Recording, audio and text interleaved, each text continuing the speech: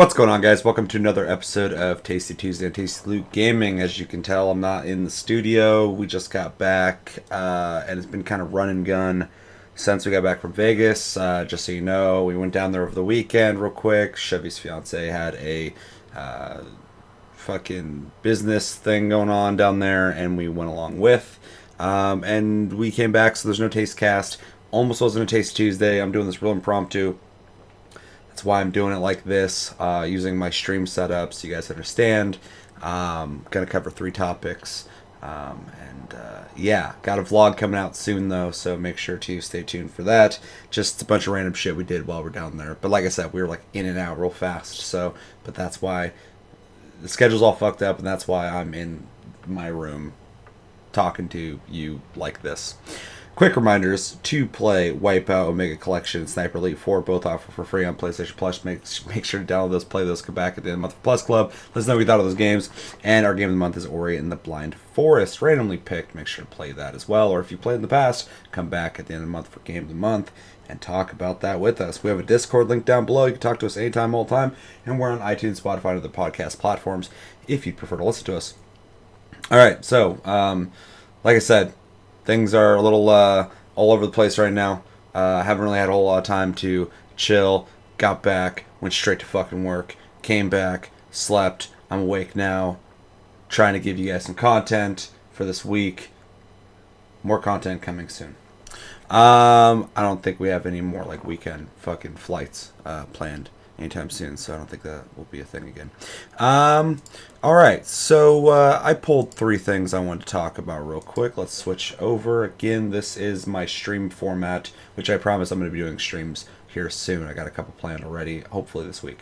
In fact, I don't want to say hopefully. I'm pretty sure I'm doing them.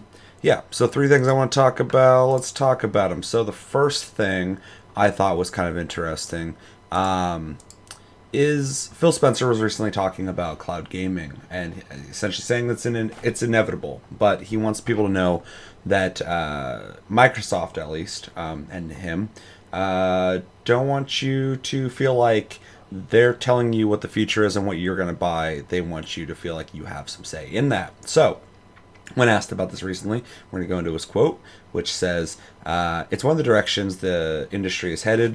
To me, it's about what you as a gamer want to do. I'm not trying to tell you that owning a box that plays video games is a bad thing, or that somehow that's not needed. Spencer continued, I think that the cloud is inevitably a part of gaming, is absolutely true. But we have more compute devices around us than we've ever had. Whether it's your phone, a Surface Hub, or an Xbox, because those are the other ones. I like his wording. The world where compute devices are gone, it's all coming from the cloud. It just isn't the world that we live in today. Which is actually a really good point. I've never even thought about that. We do, even though everybody talks about we're moving away from devices, we are using more devices than ever before. Now we just got to get them all into one device. I think that will be where we're heading. Sooner than just nothing.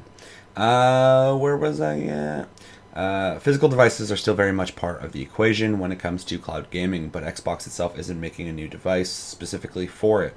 Last year we talked about xCloud, and then we said we were working on new game consoles, but that's all I've said. Spencer clarified. We didn't say that a streaming console was in the works. I think maybe some people thought that was the discless one that we just shipped. We're not working on a streaming-only console right now.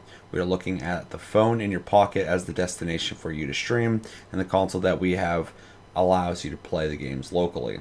If you bought a big gaming PC and you like playing games there, I want to respect that and meet you where you are, bring the content and services that you want to that device. If you want to buy an Xbox, if you want to play Minecraft on PlayStation, I want to make sure that comes to you there. One of the chief concerns that has always surrounded cloud gaming is lag, specifically how fast your controller inputs will translate in action. This is all known. But let's see. Yeah, but Spencer recognizes that people are worried about lag essentially and makes no bones about those concerns, saying, I don't think anybody should tell you that there's no lag. Going back to our transparency, there's a truth that I think is always important for us to talk about with our customers. In xCloud, we are building a convenience capability to allow you to take your Xbox experience with you, meaning that's why we focus on the phone, and the experience is not, let's see. So we're building convenience capability, blah, blah, blah, experience with you, meaning that's why we focus on the phone, and the experience is not the same as running the games on an Xbox One X. I'm not going to say that it's a K 120 hertz thing. That's not what we're doing. We're going to bring convenience and choice to you on your phone. You can jump in a party, we can voice chat, everything works the same as it does when I'm sitting in my, or with my console from a community and content perspective, but you're running it from a cloud, which is going to feel different.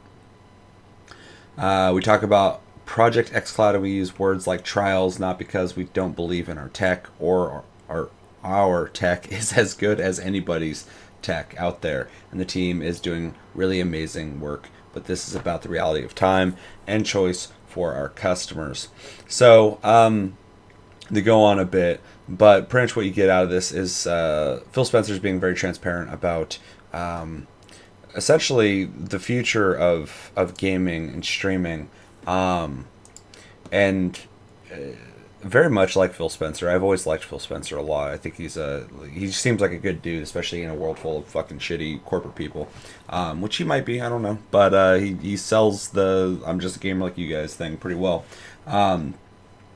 Just coming out and saying, lag absolutely is a thing, and I'm sure, they're going to be working on that, but, he's saying the experience isn't going to be exactly the same, but they're working on it, in trials, and yeah, I appreciate that, because a lot of these guys try and push that this is going to be like the exact same thing, you're going to be getting the exact same experience, and, most people who understand, that the whole having to connect to servers thing, and the latency that comes with that, they know that people who say that are full of shit. So one thing I really appreciate here, though, and this is the reason I want to talk about this, because we talk about this a lot on the channel, and one of the biggest things about that is like the push of the companies trying to dictate the market, and something that I always say is the market dictates itself. I mean, like, look at books.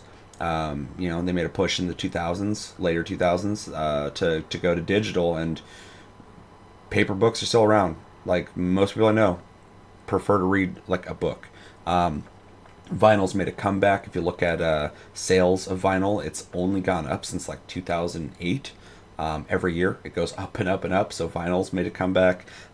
People like physical things, and not to say that digital, isn't king for sure, but people like physical stuff. So I'm glad that he's talking to us like, we're not telling you how you should have to play. He's just saying that it makes sense that eventually streaming your games is going to be the future. And that's something that will happen organic, and not that Microsoft will push that on you.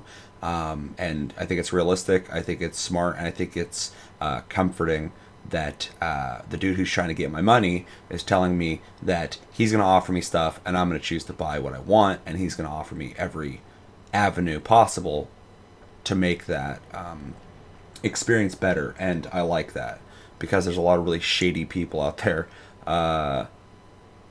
working in I guess every industry, but this industry, so EA, and it's just nice to see somebody who's realistic about that. I'm also really excited to see about the future of streaming. I'll be curious about it, and I think there is a supplementary aspect to it that I think is really enticing. So like I do like the idea of playing on a box in my house, owning physical stuff, although I own more digital games than I own physical games nowadays, but I do buy physical every once in a while, especially if it's like a game I want to display. But I think it's cool, the idea that, like, just like a Switch or whatever, if I'm playing a game here and I gotta go and I want to play it somewhere else, that I'd be able to stream it on my phone. That is something I think is a really smart route to start with, and then move into moving people over to that if they want that. So, full time, I guess. So yeah, all in all, pretty cool. Nothing new as in news, but just really like Phil Spencer being transparent about this, and definitely being a good businessman and understanding that you want to sell people what they want and you don't tell them what they want. And don't get mad at them when they say they don't want it, because that's a very popular thing right now in entertainment.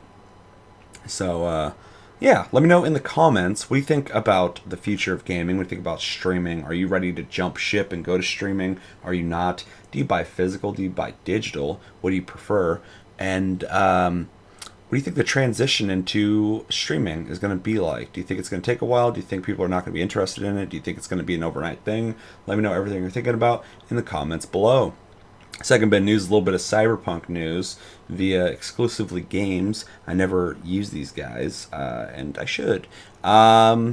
Yeah, so real quick, they are talking about how Cyberpunk 2077 will not avoid difficult subjects and intends to tell an adult story. Another thing I find interesting in modern times because, like I said before, people are typically trying to tell you what you should be buying and why you should be buying it. And if you don't want to buy it, there's a bunch of reasons they'll tell you you're not buying it for that reason and blah, blah, blah. We also are living in a time where people don't want to tell certain stories because they're afraid of how they're going to be perceived and the reaction of customers. So yeah, let's just jump into this. I'm not used to Exclusively Games format, so I mean, you guys see what I see. So it says multiple sci-fi aesthetics combine to create. These are just highlights of what they talk about. So we'll just go through it. So there's a video posted here. I believe it's in Polish. I know we got some Polish people who follow the channel. So if there's something in this video that you want to let me know, they said, let me know in the comments. I'd really appreciate that. The writer here says, but Jack, I don't speak Polish. How will I ever understand what the interview says? Well, thanks to the efforts of Redditor, the Neon Arcade, we have a summary of the new information down below. So we got new information on Cyberpunk 2077. It says the interview itself is between Polski Radio and the lead quest designer of Cyberpunk 2077, Pavel. Oh, it's probably Pavel. I don't know. Pavel. Sasko sheds some light on the mature themes. Wouldn't it be light? Shed some light on the mature themes of Cyberpunk 2077 and how it will not shy away from the contentious topics, contrary to many games in today's climate. Check out the full summary below. So, things they go over in this interview is there's 4 styles they have presented after E3: entropism, quiche, neo-militarism, and neo-quiche, which will influence how Night City looks like in general, not only affecting the clothing, but also the architecture of different parts of the city. Not sure what that has to do with them, dealing with difficult subjects, but it is cool that they got 4 styles that influence everything. Again, that just kind of goes into the amount of detail that they're putting into this game. CD Projekt Red is a very dedicated company that really just works their ass off and goes the extra mile when in terms of like detail and just making a really fleshed out experience. So it's cool to hear. Their goal is to tell a movie-like story for adult audience, touching subjects that we face in our times. He specifies that their games are not toys and are not for children. Thank you. I appreciate the sentiment when you're making a mature game. He says, in today's climate, we try to avoid difficult subjects, but they will not shy away from these. In fact, he says the game is loaded with them. Thank you. I'm so sick of everything being so fucking, sterilized. Yeah, so they want people to think for themselves and will be up to us to decide what our morality is. He then continues, the game will allow you to look at things from different perspectives, so knowing them, it will rarely be a black and white situation we find ourselves in. The goal is to keep the player on the edge of his seat by telling a breathtaking story. See, this is awesome sounding, it's amazing sounding, especially for games nowadays. It's great to hear. I know that, oddly enough, not comparing the two, but the new Call of Duty is going for a more mature, gritty tone, and I know a lot of people are really excited for it. You've been seeing games journalism really trying to like character assassinate that game though, because they don't like that they're going for a darker tone, mature tone that has some I don't know, things that go against, I don't know, greater morality.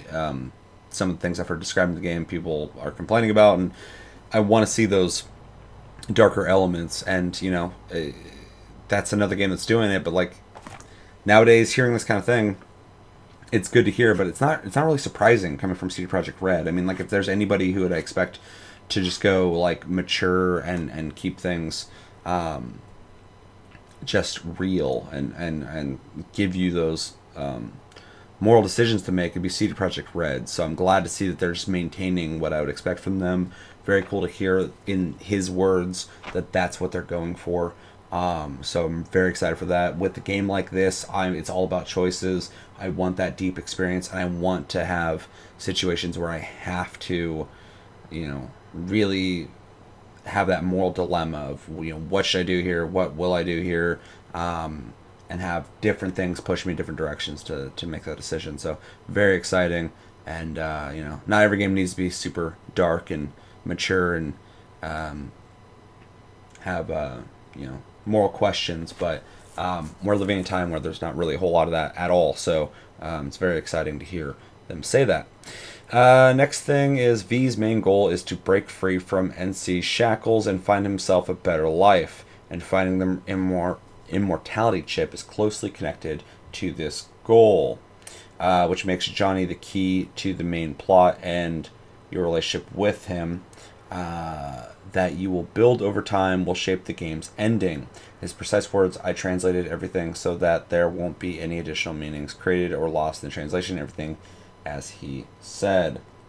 So I think that's verbatim from the Reddit post, because that seemed kind of odd. Anyway, that whole article is kind of fucking weird. But yeah, so we got a little bit shed on V's main goal in the story, and kind of how Johnny will play a part in that, which is very cool. A game like this, they've already said, you're not playing like the chosen one, the hero who's going to save the world from, the corruption of this dystopian future, but you are going to be playing a story within that world, and that's really cool, because that just kind of keeps it open for you to craft your own story, which I really dig. And all these key elements, maybe the bigger characters that you're not playing as, will maybe carry on into a potential sequel, which will be kind of cool. Maybe the city itself will be the actual main character as you progress through this game and possibly play another game later. And things that happen in this game go over to that game, which would be very fucking cool. Maybe make a new character then, or play your same character. I don't know. I'm speculating, but yeah. So to hear the story, I don't know much about it, but it still sounds kind of like open-ended like that. Like, there's elements to what's going to happen in this game, but there is no like big action, movie storyline. Although they are making a cinematic experience, which is very cool. Very excited for this. Overall, though, this didn't really tell me a whole lot of new stuff, but it just confirmed a lot of things. First off, CD Projekt Red is keeping it mature. They're aware that people are sensitive to certain subjects, and they are going to not shy away from those, which is so appreciated. They got the different influences that are going to make up Night City, which is very cool to hear. And then we got a little bit about the story, which sounds very cool. Still very vague. I want you to keep it vague, because I don't want to know shit about this game until I play it. All in all, very excited for this. Let me know in the comments what do you think about this info, if you want to call it that. And if you watched this interview and you speak Polish, let me know if there's anything in there that was worth mentioning or talking about in the comments below. And yeah, let me know what you think about when it comes to Cyberpunk 2077. You guys fucking excited? I am so fucking excited.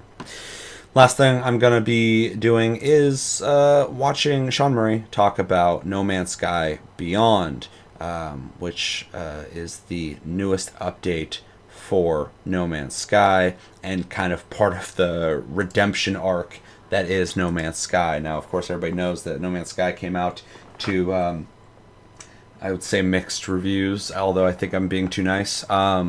And since then, they went quiet. They've been working on the game. They've been trying to make it better, and I think a lot of people would make a good case that they have made it better. But I know a lot of people who still are not ready to hop back on the No Man's Sky train. So with that, we have the Beyond update that he's going to be detailing here that is adding a bunch of new stuff to the game and hoping will bring back players, hopefully me, because I saw potential in the game, but nothing to keep me in it. So let's just jump into this. We took these 3 updates, which themselves had gotten quite big, and put them together, and that became Beyond. One of the first things that we announced was virtual reality. So this is one of the things that's really exciting for me. In the team, and we always felt like, that was our dessert, right? I really, there were all these other I'm a big for us were VR advocate. I love VR, so the idea of being able to play this game in VR is fucking amazing. More our vegetables that we had to get out of the way, right?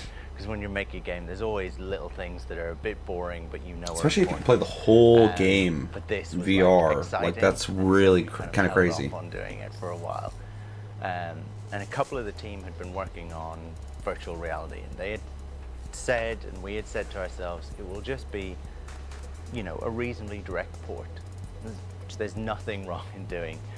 But when we sat down and played it, it started to feel really natural, and probably one of the biggest things with it was it made exploring feel more interesting, and it made multiplayer feel more interesting. It would have to be way more immersive. And exploring is such a key part of the game. See, this alone, if I'm going to hop back in. More fun, then the whole game becomes more fun.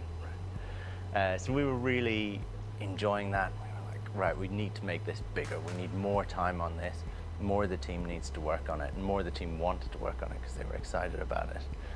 And we started adding support for PSVR, which is a huge undertaking and a huge challenge. Oculus, Index, Vive, kind of supporting all the major headsets, and then all the major controllers and things like that as well. I haven't heard anything on the Index. I need to look into it. I have a Vive, but it's not hooked up. When you sit into the ship, you actually hold and a joystick PSVR. in your hand. You actually hold a throttle. And then once we had done that, it felt really good. It's almost like, when you start cleaning a little bit of a wall and then you realize how dirty the whole rest of the wall is, you're like, oh, now we've done that, we've got to make this work better and this work better. So No Man's Sky has a lot of different control schemes. It's got, vehicles, it's got ships, it's got, submarine, it's got a terrain manipulator, base building, planetary traversal, all of these kind of things. And we went back through each one of them and basically remade them from the ground up to work in VR, which was a really fun challenge. It was really fun to do, and we learned a lot doing it. It's really ambitious that they even did that. that. It feels quite natural in VR. We had already added multiplayer to the game, which was a neat thing, but generally people play in kind of 4-player groups, right? Join a lobby together, play as friends together, and generally, it represented maybe 10 to 20% of what people did in the game, right? Which is good, it's fine, but we knew that people who played in multiplayer just had way more fun, right? There's something really nice about exploring together. That's what people thought they were going to get. And we knew these moments were really cool, so we started thinking about a much more expanded online experience. So that was one of the other strands that we were working on, which is another part of Beyond. So we've started to make it, I don't want to say massively multiplayer because that has loads of other connotation. Yeah, he needs to be very careful with the way he says this. A lot of players online, right? We started to have much higher player numbers. We started to make it so that everyone is online. What that means is if you go to a planet and somebody is already there, then you will see them. right? Very cool. If you go to a space station and someone's already there, you'll see them. And we added a social space to kind of bring everyone together. A bit like if people have played Destiny, a bit like Tower, right? Where whenever you go there, there are people there. There's a hub, right? We upped the player count to 32 players, depending on platform. You'll see 32 players in the Nexus, which is our social space. And you can also see them in the wild as you go and play the game. What the fuck? Which is really cool and really changes the game, and it's absolutely crazy to see, you know, in amongst that, VR players, right? Just wandering around in their headset, waving to you because they've got control over their hands or whatever. Oh, that's cool. So we have this social space now, which really kind of impacts all. Yeah, I'll definitely be hopping back into this. It sounds really fucking cool already. You've been upgrading your ship, or you've been upgrading your suit, or whatever, and no one could really see that. You're just sort of doing it for yourself. It's suddenly so much more engaging when you're working. Although I'm going to be curious what the VR looks like when you're playing, or when you see other people playing it, because from your perspective, you're seeing your floating hands. From theirs, though, are you also just kind of floating hands, or will it have some weird kind of connection with your arms or something? There, lots of new shops, lots of ways to upgrade your character. And this almost looks like Destiny, kind of. Are all there, which is really kind of neat part of the game. It brings together a load of parts that felt a little bit disparate into more of a whole. Right? If you were a returning player as well, it's great to just kind of come in there and you have, you know, almost a quick restart of where you were. So there's a multiplayer mission board, you go up to it. In that social space, when you do, any of the players around you get a message. You know, Sean is starting a mission, so you can go and join that mission, then you're in a fire team together. This is a completely different game. Everyone who goes to the Nexus kind of goes in without any loading time. It's just something that they summon in. They fly in and land, and they can see other players who are there at the same time, right? So you just start to kind of randomly group up with players, start doing a mission together. Missions are things like, you know, bounty hunting, or, you know, it's No Man's Sky, so it's things like archaeological missions, digging up bones, or taking photos, or whatever, right? And sometimes it's things like base building. What we find is people are given a little base to build. There's like 4 of them. They join up into kind of a group or a fire team, and they fly down to the planet, and they have to start building a base. You know, these 3 things in it. And they start building a base together, and they've never met each other before in their life. And then suddenly they've basically built a little home, and they stay together in their group, and they start playing together, and they keep expanding that base. So that's what we want to do, is take some of the best moments of No Man's Sky before, of people randomly meeting each other. Yeah, it seems like they're really pushing the community aspect. And bringing them together, right? And it also really helps bring out that multiplayer aspect, because now you don't need 3 other friends who own the game, right? You can just meet random people easily at any time, just summon in that Nexus, fly in, and start playing with them. That's smart. And then there's this kind of third pillar of the game, which, you know, we told people about virtual reality, and we told people about, you know, online early on. We thought we were doing really well, because we told people way more than we normally do before release. Normally we don't say anything until the game's about to come out, or until an update's about to come out. So we were like, the community will be fine. We'll just tell them that there's 3 things, and here's 2 of them. And that will be way more than we've ever told them. That will be cool.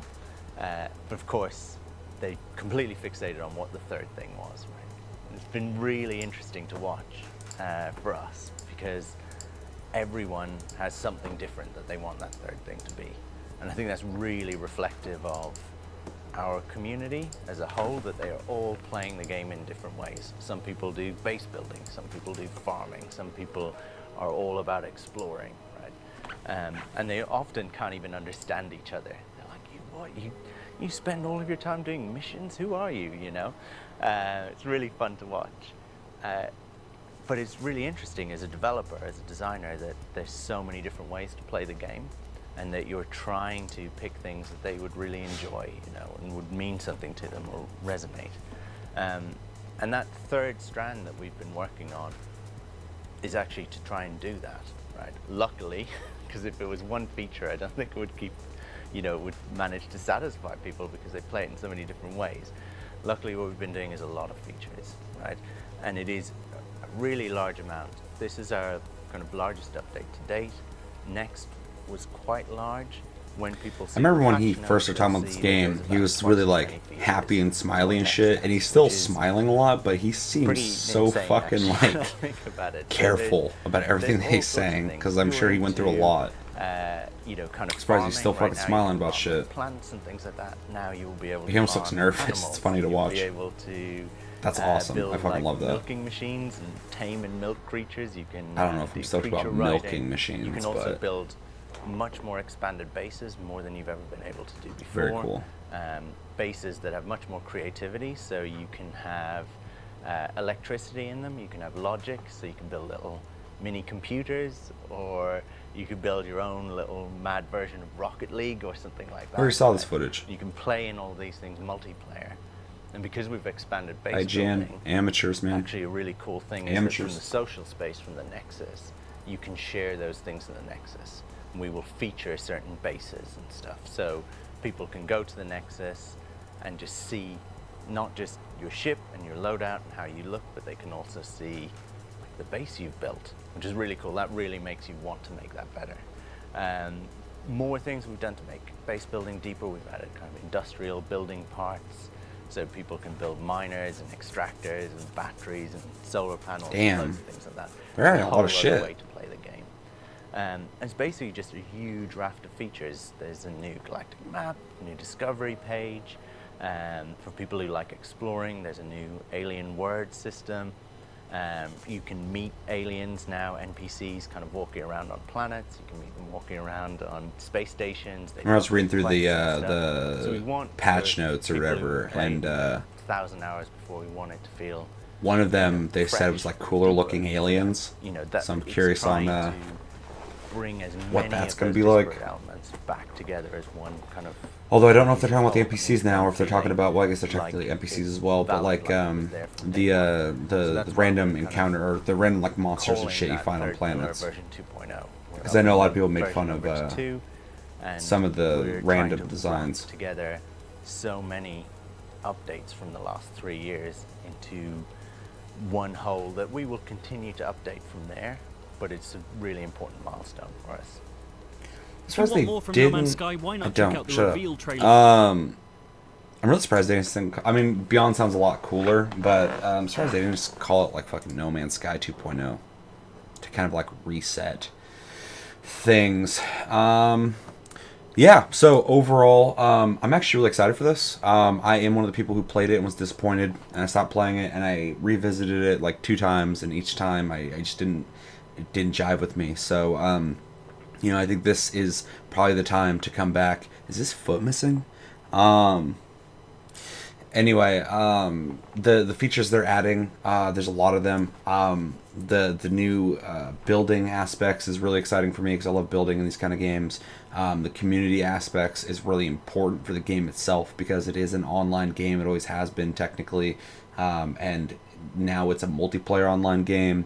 And I think that's really important because that's going to keep people playing together, and that'll keep the game alive, keep people in there so they can keep supporting it and maintain that. Very important. Plus, it just sounds more fun. The VR is huge for me. Like I said, I'm a big VR guy. I love VR. So anytime I play anything VR, I enjoy it typically. And being able to explore an immersive universe of planets in VR is insane. So that is a huge sell for me. I'm very excited for that as well. Riding animals, that's awesome. Milking animals is interesting. And I like the idea of the hub. I like that there's going to be a central area for you to communicate with other people and kind of get an idea of what you want to do group missions, which is very fucking cool to hear.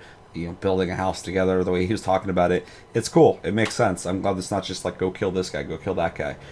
Makes sense for No Man's Sky. Makes sense for having more fun than just okay, let's go kill fucking this dude and blah blah blah. So all in all, there's a lot more of those talked about, but this is gonna be huge. This is coming out, I believe, August 14th, so tomorrow. Unless this episode gets delayed, I hope not.